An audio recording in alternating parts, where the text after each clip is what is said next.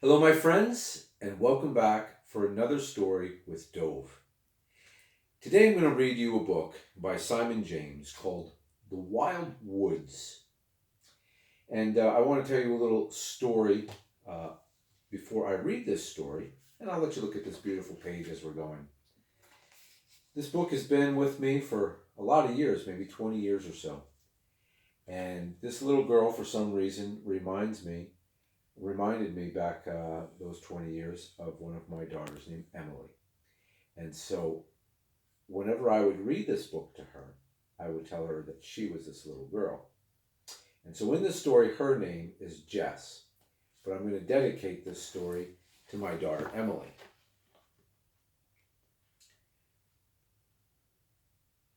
Jess and her granddad saw a squirrel one day down by the wild woods.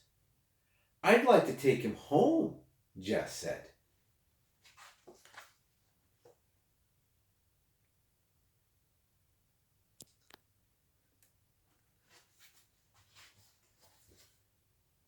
Let's see. "You can't keep a squirrel," cried Granddad. "They're much too wild." And there goes Jess over the fence, chasing after the squirrel. Chasing after the squirrel.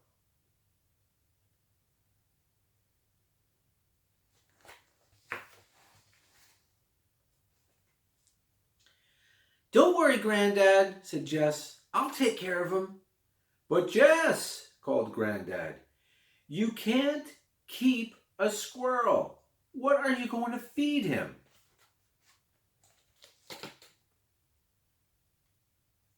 What would you feed a squirrel if you had a squirrel? What do you think they eat? Do you have squirrels live where you live? Do you know the answer to what squirrels eat? Look at her go. She's going across the river. It's not really a river, maybe it's a brook. She's going across the brook, chasing after the squirrel.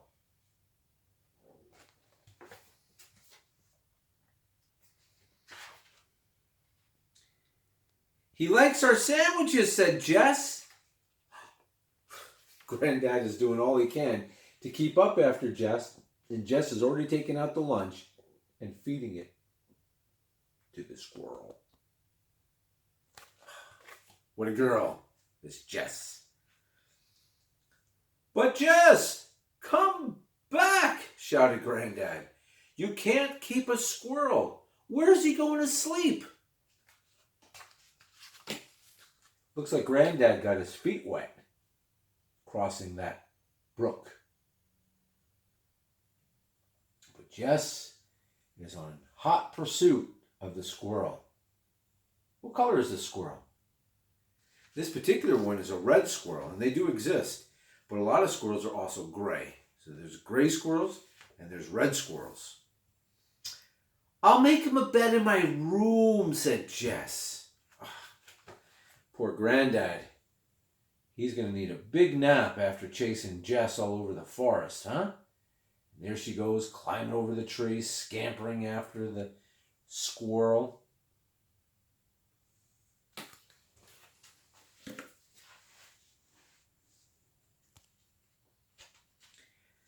"Hurry up, Granddad," said Jess. "Come and see. I think I found a waterfall."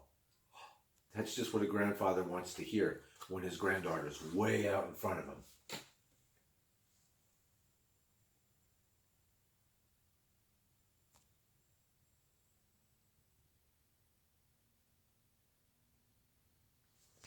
Where I live, English is not the normal spoken language. And one of the fun that we have with people who are trying to learn how to speak English, we have them say the word squirrel. I can say squirrel easy because I grew up saying the word squirrel, but it's fun to hear people try to say it. Very, very hard to say the word squirrel. So,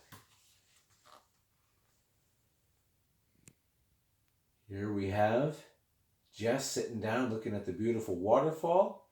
And it looks like Grandpa's got his own waterfall falling off of his head. He's sweating because he's been running after his granddaughter. And do you see the squirrel? Is he anywhere in those pictures? Do you see him?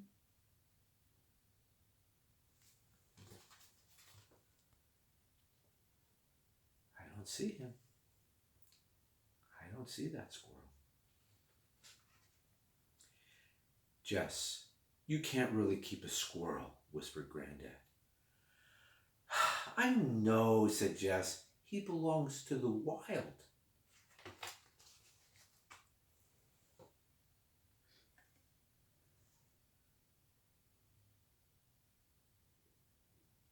The truth is that if you took that squirrel and you brought him into your house, he wouldn't be so happy.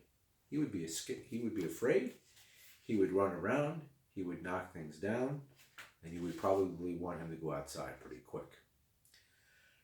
I love being in the wild, Jess said. Can we come back tomorrow? Well, okay, Granddad sighed. If we really have to.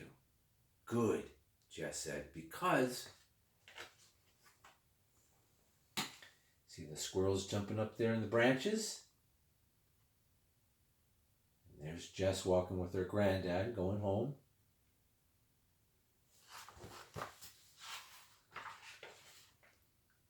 Because one of those ducks might need taking care of. Maybe tomorrow Jess is going to want to bring a duck home, huh?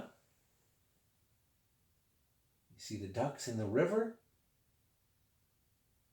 Sounds like this grandfather's got a lot of work with this girl. And here they are, going back over the bridge that they originally started out to, heading back to their home. Now that's kind of where the story ends. But you know, when you read books, and you see a story like this is just the beginning of the story. Because what do you think what happens when they go home? Maybe when they go in the door, the whole house smells of apples and cinnamon, and Grandma has made apple pie and hot cocoa, and their noses were burning because it was so cold outside, but their faces warming up because of the nice warm house. And you can start your own story where this one ends.